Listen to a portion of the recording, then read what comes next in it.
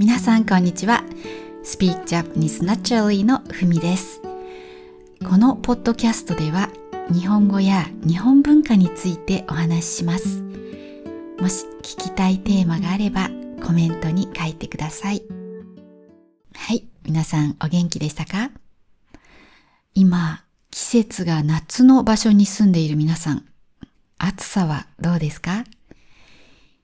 ヨーロッパでは熱波が来て40度を超える日が続いたというニュースを見ました。熱波というのは熱の波です。すごく暑い日が連続して続くことです。40度というのは日本では摂氏を使うんですが、華氏にすると104度です。で、3週間前にニューヨークの友達と話した時にも40度いったと言っていたのでびっくりしました。6月で40度って普通だったらありえない暑さですよね。日本はまだ今年は40度まで行っている場所はありません。これからあると思いますけど、で、日本のこれまでの最高気温は 41.1 度で、静岡県の浜松市です。2020年の8月17日の記録です。で、浜松市は新幹線が止まる駅です。とはいえ、一番早い新幹線ののぞみは止まりません。ひかりとこだまが止まります。で、これと同じ 41.1 度を記録した都市があります。そこは埼玉県の熊谷市です。これは2018年7月23日の記録です。熊谷市は私が生まれたところです。で、その後、隣の市に引っ越したんですけど、高校は電車で熊谷の高校に通いました。だから私にとっては懐かしい場所です。で、熊谷市は当時から暑くて有名だったんですけど、今過去のデータを見てみたら、今よりずっと涼しかったです。最高気温が20度の日が7月でもありました。20度は華氏68度ですから、全然暑くないですよね。で、今年のその熊谷市のデータを見てみたら、もう連日っていうのは連続した日ってことですね。連日35度を超えているので、すごく暑いと思います。摂氏35度は華氏95度です。で、私が住んでいる甲府も暑くて有名なんですが、熊谷は甲府以上に気温が高いです。ただ甲府も7月に入って35度以上を超える日が10日以上ありました。もうすごく暑いです。で、こういうとんでもない暑さのことを猛暑と言います。漢字で猛烈の猛。猛烈というのは激しいという意味です。で、暑は暑いの音読みですね。で、今年は本当に猛暑だと思います。で、暑いと心配なのが熱中症です。漢字で熱に中、そして症状の症と書きます。熱中症っていうのは体温の調節がうまくいかなくなって体の中に熱が溜まってしまった状態です。ひどくなると死んでしまうこともあります。最初は気持ちが悪いとか頭が痛いから始まります。その後意識がなくなってしまったりします。意識がなくなるっていうのは周りがわからなくなるってことですね。だからなんとかちゃんって呼んでももう返事できないような状態ですね。で、熱中症は気温や湿度が高い時になります。湿度は皆さんわかりますか？空気中の水分が多いと湿度が高くなります。日本は湿度が高いです。だから熱中症も多いです。で、ここのところずっと暑かったので、ほぼ毎日熱中症に気をつけてくださいという放送が入っていました。日本のほとんどの場所では、道にスピーカーがあって、市とか町とかからのお知らせがあるときに放送が流れます。その放送を録音したので聞いてみてください。放送では最初に、こちらは防災交付ですと言います。防災というのは、防ぐの後に災害の災と書きます。ひどい状況になるのを防ぐことが防災です。で、甲府市でそれを担当しているのが防災交付です。なので、放送の最初には、こちらは防災交付ですと言います。ただ、途中から録音したので、こちらはの部分が入っていないです。防災交付ですから始まります。その後、いろいろ言うので、聞いてみてください。最初は字幕なしで聞いてみてください。防災交付です。本日、熱中症の危険性が高くなっています。こまめな水分補給や暑さを避けるなど、熱中症予防を心がけてください。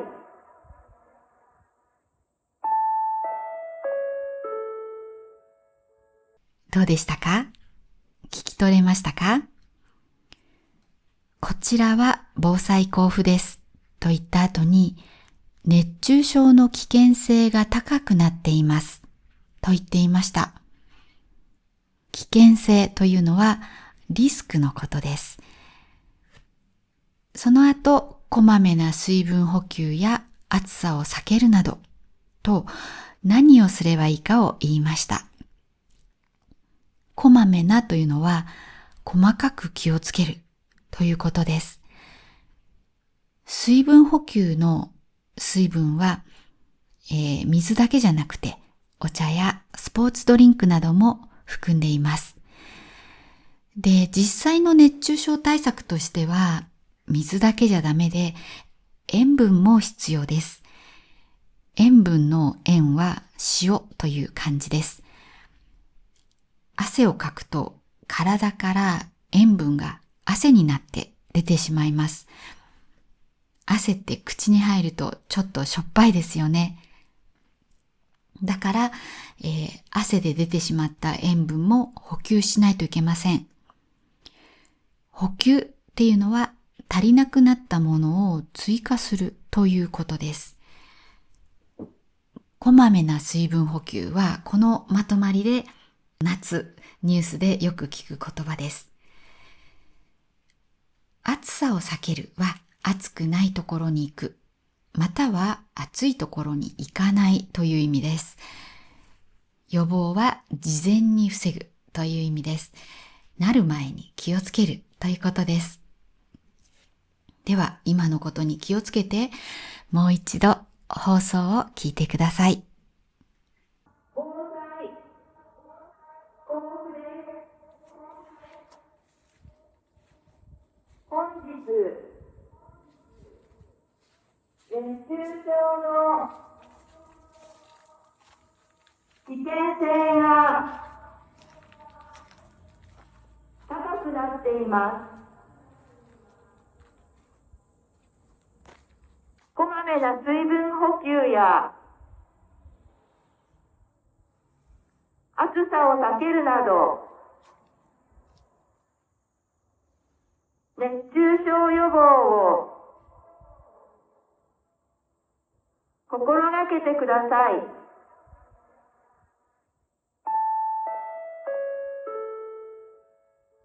今回はわかりましたか？最後の心がけてくださいは忘れずに注意してくださいということです。この放送は先週のポッドキャストを録音している時に流れた放送です。もう家の中にまで聞こえてきます。で、こういう放送が流れるとうるさいので、一旦録音を止めないといけなくて、悔しいので、せっかくなので何かに使おうと思って録音しておいてよかったです。で、この放送はどんな時に流れるかです。気温と湿度と、それから太陽の光の反射。反射っていうのは、光が当たって何かにぶつかって、また光が別の方向に行きますね。それを反射と言います。で、そういういくつかのことを考えて、暑さ指数というものを出します。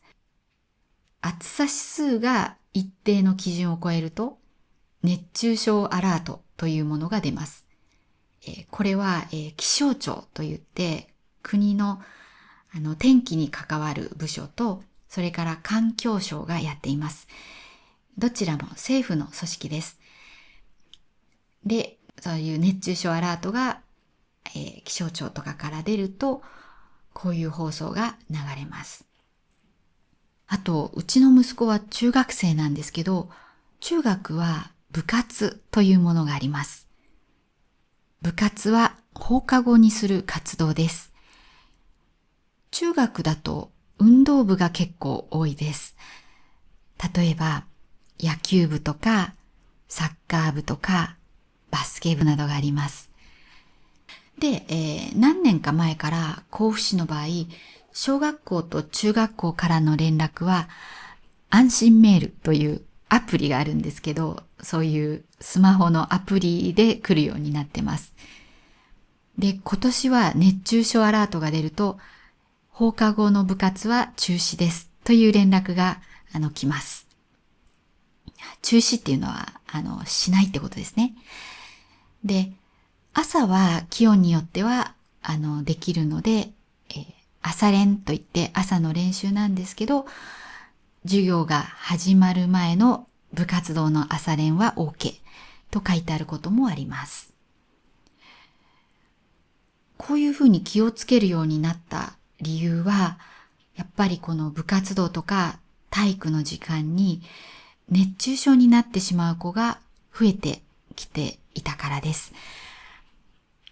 2023年のデータでは、日本の大部分で夏の気温が1946年以降、過去最高を記録したそうです。一番暑い夏だったということですね。で、その結果、熱中症で救急車で病院に運ばれた人は、日本全国で91,467人だったそうです。救急車で運ばれる熱中症っていうのは、かなり症状が悪いと思います。だから結構大変なことだったと思うんですよね。で、今のは、日本中で全員の数です。で、小学生、中学生については、学校の時間、または学校の、登下校っていうんですけど、学校に来るときと学校から帰るときですね。この時に熱中症になった小中学生は3240件確認されているそうです。これも軽いものは報告されないと思うので、報告しないといけないぐらい悪いものだったということだと思います。だから、学校も最近は結構気をつけてると思います。で、私がね、学生だった頃は、もうすっごい昔ですけど、30年以上前は、暑い中、部活中は水を飲んではいけないなんていうひどい決まりがあったりしました。でも今はそれは絶対ないですね。みんながちゃんと水分補給するように、指導者が気をつけていると思います。指導者っていうのは、指導する人、つまり先生とかコーチですね。で、中学生の息子のサッカーの試合中も、ハーフタイム以外に、水分補給タイムがあって、水分を取れるようにしています。とはいえ、本当に暑いので、夏の部活は、結構心配です。高校生の息子は去年サッカー部を辞めたんですけど、その去年の夏の間の試合で、多分ちょっと熱中症気味だった時があって、心配でした。気味っていうのはちょっとそれっぽいってことですね。ちょっと、調子が悪そうでした。だから、早く試合から下ろしてくれればいいのにって思いました。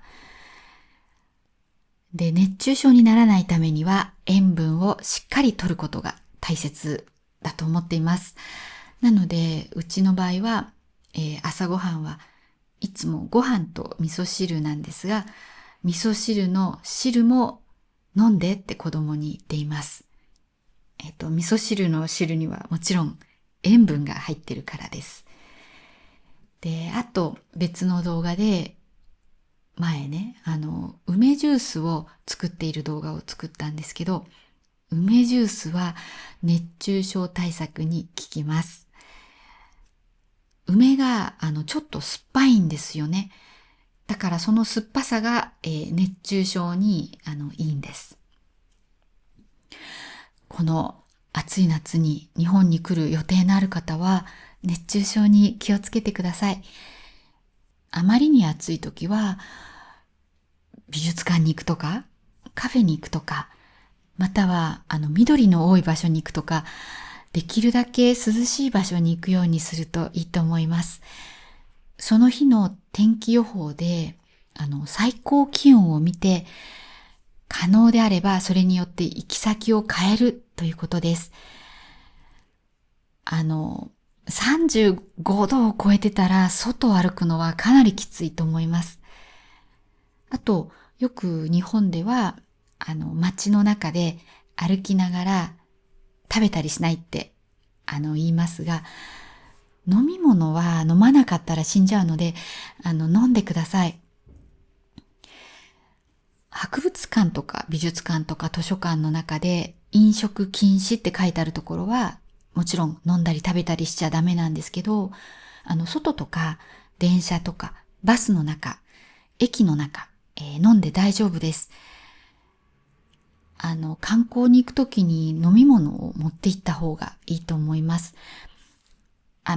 都会だったら、いろんなところに自動販売機、自販機があるし、コンビニもたくさんあるから、買えばいいんですけどね。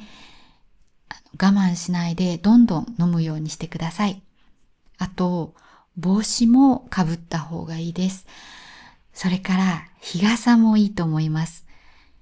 日傘は晴れてる日に差す傘です。日傘は本当にあるのとないのじゃ大違いなので、ぜひ使うといいと思います。最近は男性でも使っている人がいます。あとは歩いていて頭が痛くなったり、めまいといってちょっとクラクラする感じがあったら、立ってられない感じとか、まずは涼しいところに行って、水じゃなくてスポーツドリンクとか何か味のあるものを飲むといいと思います。とにかくまずは涼しいところに移動してください。で、私は夏は家からあまり出ないです。買い物ぐらいは車で行きますが、車以外では移動しないです。で、もし朝涼しければ散歩に行きますが、それ以外は家にいることが多いです。ただ、このところ、朝も26度あったりするんで、困っています。26度ってなんか普通に暑いんですよね。で、夜の最低気温が、25度を超えると熱帯夜と言います。熱帯の夜って書きます。熱帯っていうのは一年中夏みたいな気候の場所です。例えば、インドネシアやタイ、ブラジル、ケニアなどが熱帯です。つまり、普通は夜は気温は下がるのに、下がらないで暑いまま、熱帯のような夜ということで熱帯夜と呼びます。この7月は熱帯夜がすでに5回ありました。で、私数年前までは寝るときはエアコンをつけていませんでした。ちょっと頭が痛くなるっていうか、そういう感じがあったんですね。でも今は夜もずっとエアコンをつけています。もう暑くってエアコンが止まると目が覚めちゃう感じなんですよ。だからつけてるんですけど、もし電気が止まったらどうしようって考えると恐ろしいです。そういうね、起きてないことを心配するマイナス思考はやめた方がいいですけどね。では最後に夕立の話をしますね。夕立という言葉は聞いたことはありますか？夕方の夕に立つと書きます。暑い夏の夕方に雷が鳴って雨がザーッと降るのが夕立です。で、夕立の後は少しだけ涼しくなります。最近はね、夕立の後も涼しくならないんですけどね。で、雷っていうのは空に光がピカーって光って、その後ゴロゴロゴロゴロゴロってなるやつですね。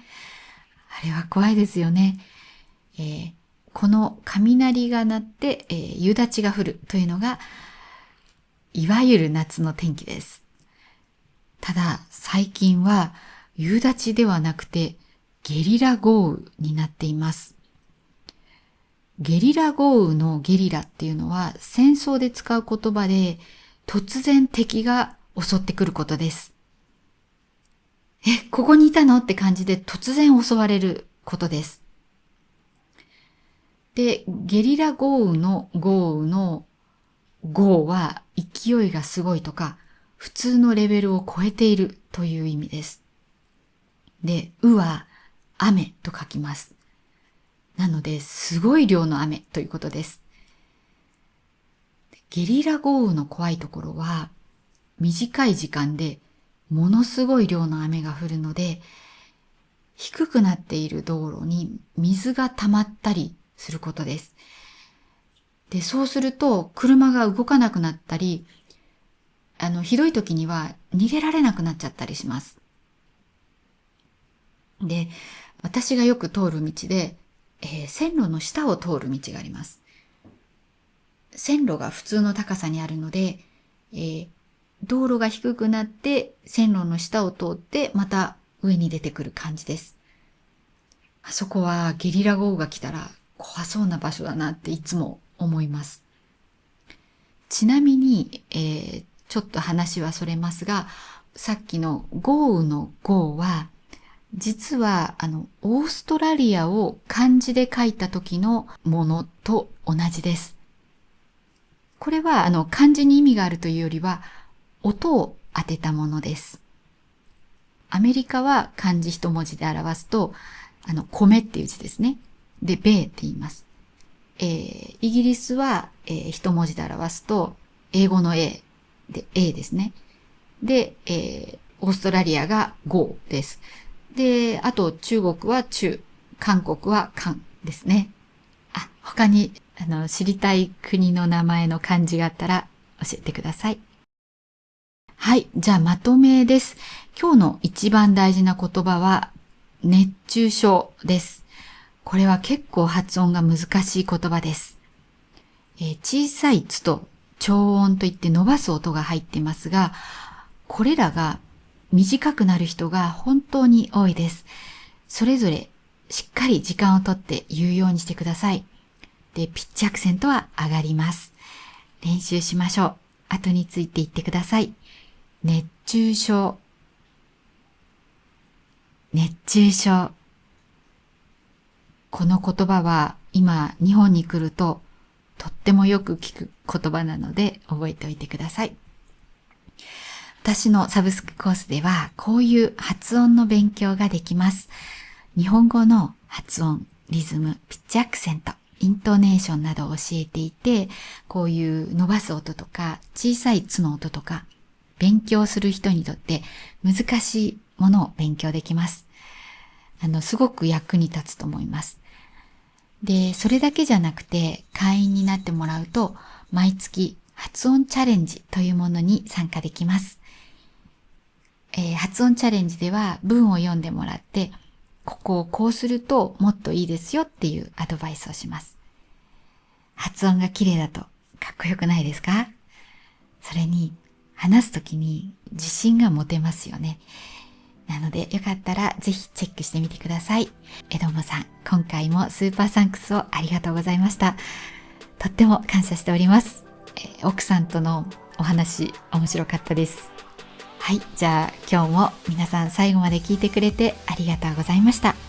ぜひ良い一日をお過ごしください。また次の動画でお会いしましょう。